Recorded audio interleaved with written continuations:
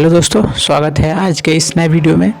इस वीडियो में हम बात करेंगे रेलवे की जो प्रेजेंट में वैकेंसी आई है असिस्टेंट लोको पायलट की एएलपी की, उसके बारे में बात करेंगे क्योंकि नंबर ऑफ पोस्ट काफ़ी कम है और उसमें क्या संभावनाएं हैं आगे वैकेंसी ऐड होने को, उसके बारे में आपको थोड़ा सा हम हिंट्स करेंगे क्या क्या संभावनाएं दिख रही है और एएलपी की वैकेंसी क्यों आई है, टेक्नीशियन क्यों नहीं आए, इसके बारे में थोड़ा सा हम डिस्कस कर लेंगे और आपको प्रिपरेशन क्या करना चाहिए, कैसे करना चाहिए, थोड़ा सा हम इसके बारे में बात कर लेंगे।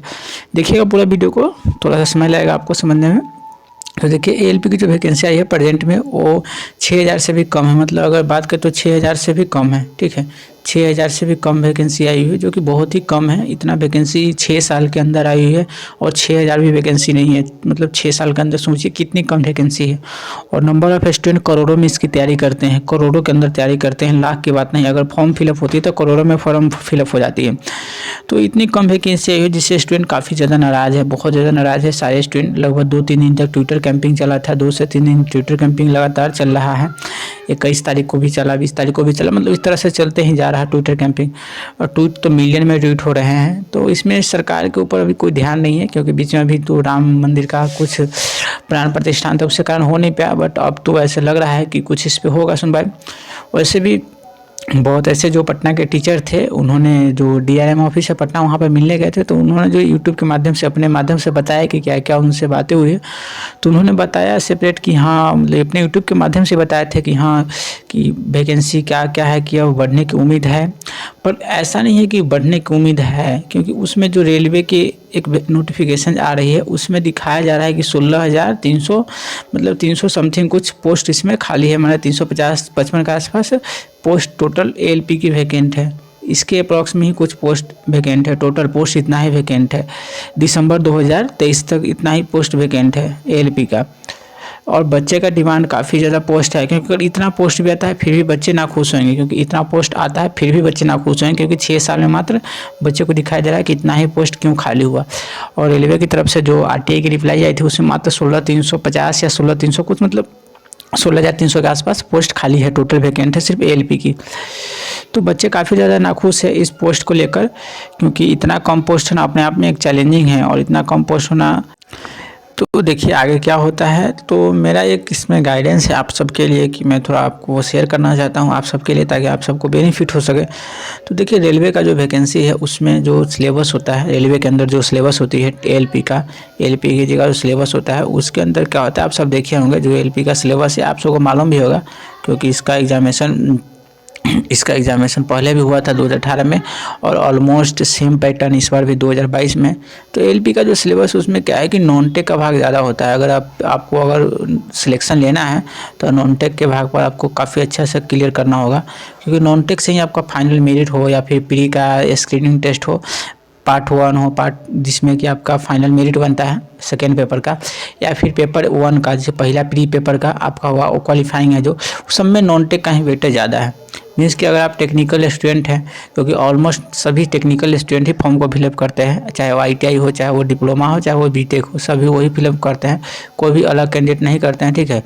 तो इसमें क्या है कि आपको नॉन टेक काफ़ी ज़्यादा पढ़ना पड़ता है, नॉन टेक काफ़ी ज़्यादा पढ़ना पड़ता है।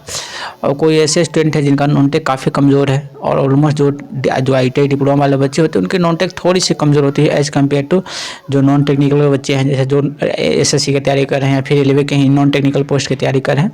उनका जो नॉन टेक्निकल का जो सिलेबस होता है वो काफ़ी अच्छे होते हैं, और जो आईटीआई डिप्लोमा वाले होते हैं उनके थोड़े से वीक होते हैं as compare to non technical वाले स्टूडेंट के। तो देखिए जो एएलपी की वैकेंसी उसमें नॉन टेक्निकल के ज़्यादा सिलेबस है, इसमें मैथ है, रीजनिंग है, जीएस है, सारे नॉन टेक्निकल के, और मैथ पढ़ना ही होता है। फिर साइंस भी है, इसमें अच्छे स्टैंडर्ड साइंस होते हैं थोड़े से, तो आपको पढ़ना ही पड़ता है। तो सारे नॉन टेक्निकल के सिलेबस है, और इसमें टेक्निकल का पेपर सिर्फ क्वालिफाइंग नेचर का होता है, जो कि 35% लाते हैं तो आप क्वालिफाई हो जाते हैं। तो नंबर ऑफ पोस्ट काफ़ी कम है और बहुत सारे बच्चे के अंदर ये सब उम्मीद है, कोई सोच रहे हैं कि बढ़ेगा या नहीं बढ़ेगा। तो देखिए मैं एक थोड़ा सा आपको आइडिया दे दूँ। अगर अभी 5,900 के आसपास वैकेंसी आई हुई है, और अगर बढ़ भी गया तो मुश्किल से 16,000 से कम ही वैकेंसी रहने वाली है, क्योंकि जो रेलवे की तरफ से जो नोटिस आ रही है उसमें जो आरटीआई की रिप्लाई से आया हुआ है कि उसमें नंबर ऑफ पोस्ट वैकेंट है 16,300 के आसपास है। तो अगर वैकेंसी बढ़ भी जाती है तो 16,000 से कम ही वैकेंसी रहने की उम्मीद है। और 5900 भी आई हुई है, मतलब हो सकता है 10,000 के आसपास और वैकेंसी बढ़ जाए, पर ऐसा नहीं है कि बढ़ ही जाए, कोई भी फिक्स नहीं है। सरकार की तरफ से कोई अभी नोटिस नहीं आई और फॉर्म भरने का स्टार्ट भी हो गया है। सोचिए 19 तारीख से ही फॉर्म स्टार्ट है। तो बहुत सारे बच्चे फॉर्म फिलअप नहीं कर रहे हैं, पर हो सकता है 1-2 दिन में नोटिस आ जाए कुछ। तो 16,000 के आसपास पोस्ट दिखाया जा रहा है और इतना 6,000 के आसपास पोस्ट आया हुआ है। तो 10,000 के आसपास अगर बढ़ना हुआ तो बढ़ सकता है, ये अभी फिक्स नहीं है। और कुछ ऐसे स्टूडेंट हैं जिनका नॉन टेक काफ़ी कमज़ोर है, तो मैं तो मानता हूं कि अगर आपका नॉन टेक कमज़ोर है, मतलब आपका नॉन टेक वाला जो पार्ट है ना वो काफ़ी कमज़ोर है, मीन्स कि आप नॉन टेक वाले पार्ट को नहीं कर सकते हैं। तो अगर नहीं कर सकते हैं तो मेरा मानना है ना कि आप एएलपी को फॉर्म को फिल करें, ऐसा नहीं है कि उसको छोड़ दें, पर जो आपका ध्यान होना चाहिए ना, जो आपका ध्यान होना चाहिए वो अगर आपका टेक्निकल सही है तो टेक वाले एग्ज़ाम पे होना चाहिए। क्योंकि देखिए टेक वाले एग्ज़ाम में क्या हुआ कि अगर आप, मैं बता दूं, टेक का एग्ज़ाम होता है ना थोड़ा फास्ट हो जाता है। मीन्स क्या हुआ कि टेक्निकल का भी एग्ज़ाम देते हैं, चाहे वो हम बता दें एनपीसीआईएल हो, ठीक है, एनपीसीआईएल का हो गया। उसके बाद आपका बिहार के अंदर ना बीएसपीजीसीएल के अंदर भी वैकेंसी आने वाली है, बीएसपीजीसीएल के अंदर हो गया, या फिर और भी वैकेंसियाँ बता दें, जैसे और कुछ ना कुछ छोटे मोटे ना टेक्नीशियन लेवल का वैकेंसी निकलते रहता है। हम आईटीआई वाले स्टूडेंट की बात कर रहे हैं, मेजोरिटी उसकी बात करें।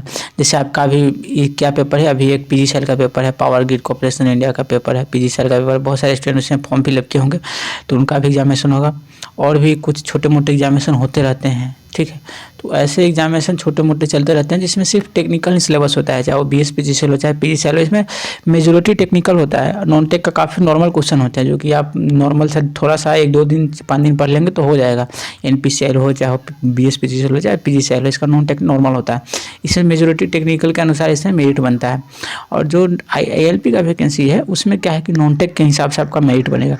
तो मैं मानता हूँ कि जो भी स्टूडेंट है जिनका टेक का जो सिलेबस है ना, टेक्निकल एग्जाम की तैयारी करे और उनका टेक्निकल स्ट्रॉन्ग है, मतलब टेक्निकल उनका मजबूत है, मेरा मानना है कि उनका टेक्निकल काफ़ी अच्छा है, तो मैं मानता हूँ ना कि वो टेक्निकल को स्किप ना करे, होल्ड ना करे। अगर आप एक दिन टेक्निकल नहीं पढ़ते दूसरे दिन आपको उस चीज़ को फिर रिकॉल करना, फिर से उसको पढ़ना पड़ता है, आपको टाइम लगता है। तो मैं मानता हूँ कि आप टेक्निकल को होल्ड पे ना रखें। अगर आपका टेक्निकल सही है तो आईटीआई लेवल के एग्ज़ाम की तैयारी कर रहे हैं, अगर आपका टेक्निकल सही है तो आप निश्चित ही टेक्निकल पर ही ध्यान दें, उसको और इम्प्रूव करने की कोशिश करें। और नॉन टेक आपका थोड़ा बहुत होगा, जैसे अभी आईयूसीएल के अंदर ना आईटीआई लेवल में वैकेंसी आती है टेक्निकल अटेंड की, उसमें बहुत अच्छे पोस्ट होते हैं आईयूसीएल के अंदर, और सैलरी इतनी अच्छी होती है ना क्या ही बताए, बहुत अच्छी सैलरी होती है उसमें। तो आईयूसीएल के अंदर भी वैकेंसी फरवरी मार्च तक आपको देखने को मिल जाएगा, एकदम कन्फर्म है। तो ये सब वैकेंसी होती है ना कि ये कंटिन्यू आती नहीं है, पर 1 साल 1.5 साल में आती रहती है, पावर ग्रिड एनपीसीआईएल पीजीसीएल का। तो इसमें हर साल में ना कोई वैकेंसी आ ही जाती है। अभी साल में, इस साल में ना कई सारे वैकेंसी आएगी, एनपीसीआईएल हो गए, बीएसपीजीसीएल तो फिक्स आने का, पीजीसीएल का भी एग्जाम होने वाला है, और कुछ बच्चे फॉर्म भरे होंगे पीजीसीएल का, और आईयूसीएल का फिक्स है कि फरवरी मार्च में आ जाएगी। तो ये सब परमानेंट वैकेंसी, और जिनका टेक्निकल मजबूत है, मेरा मानना है ना कि वो टेक्निकल पर फोकस करे, आपका निश्चित ही समय सिलेक्शन हो जाएगा, मेरा इतना मानना है। अगर आप देखिए, अगर इस सब एग्जाम को छोड़कर, इस सब एग्जाम को मान सकते हैं कि 1 सेकंड के लिए छोड़ दी, मैं बताता हूँ एक बार एएलपी के, आप चले गए एएलपी का तैयारी करने, और एएलपी का सिलेबस क्या है, एएलपी का जो स्टेप है सिलेक्शन का, मैं बताता हूँ आपको 3 स्टेप से 4 स्टेप से क्लियर होना पड़ता है। एक तो आपका पहला प्री हो जाता है, ठीक है, प्री क्वालिफाई करना होगा, फिर आपको उसके बाद आपका मेंस होगा, एक मेंस लेवल में 2 पेपर होगा, पार्ट ए होगा, पार्ट बी होगा, ए हो जाएगा, फिर बी हो जाएगा, फिर उसमें बी में आपको सिर्फ क्वालिफाई करना, बट मेरिट तो इससे ही बनता है, इसे बहुत अच्छा स्कोर करना होगा। और ये दोनों नॉन टेक्निकल का होते हैं, नॉन टेक का होता है पार्ट, ठीक है, इसमें टेक होते नहीं, नॉन टेक होते हैं, इसमें भी पार्ट बी में भी, पार्ट ए में भी नॉन टेक होते हैं। तो मतलब आपको नॉन टेक के ज़्यादा ध्यान देना होगा, ठीक है, दोनों में नॉन टेक होता है। फिर उसके बाद एक बहुत इंपॉर्टेंट होता है साइको होता है, ठीक है, एक साइको काफ़ी इंपॉर्टेंट होता है। इसमें बहुत सारे बच्चों को पता नहीं होता क्या करना है, जो पहली बार दे रहे हैं उनको काफ़ी दिक्कत होती है।